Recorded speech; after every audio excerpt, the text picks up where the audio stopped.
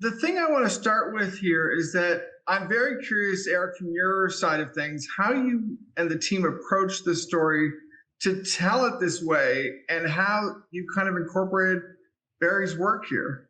It's funny to hear you for the first time. It's truly dawning on me how much was at stake when we embarked on this.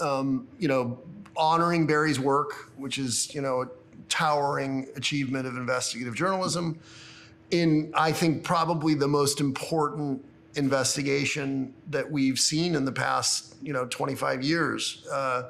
To get to the bottom of a massive betrayal of public trust that's affected millions of people and continues to affect them.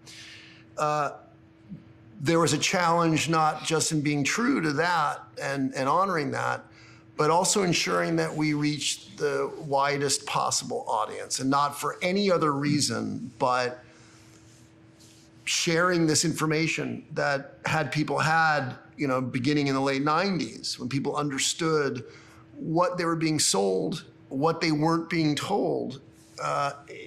If they had had that information, it would have saved hundreds of thousands of lives. And it is our obligation and our wish that we spread this message to as many people as possible, and that we've made a show that appeals in the broadest sense. And so it was a lot to try to achieve, and I feel like we collectively, this team, it's a great team, did a phenomenal job of doing so. Well, I appreciate that you opened with a real person telling a very difficult story. Yep. Barry, on your side of things, it really is an honor to talk to you. Your work here is phenomenal. What did you think and what did you hope when they tackled this that you would end up seeing on the screen? As a journalist, you never know whether your work will endure, whether any of it will endure. And in 2003, when I wrote Painkiller, I wrote it to sound an alarm, and it disappeared immediately. No one wanted to hear it. No one wanted to pay attention to it. It was crushed by silence. And so for me to watch everything that's happened over the next 2 decades, to have to see all the lives that were lost, the failure of all the levers of power in our society, doctors, regulators, lawyers, failed to stop this carnage. To finally see this story told in a deserving way in this show, it's extraordinarily gratifying.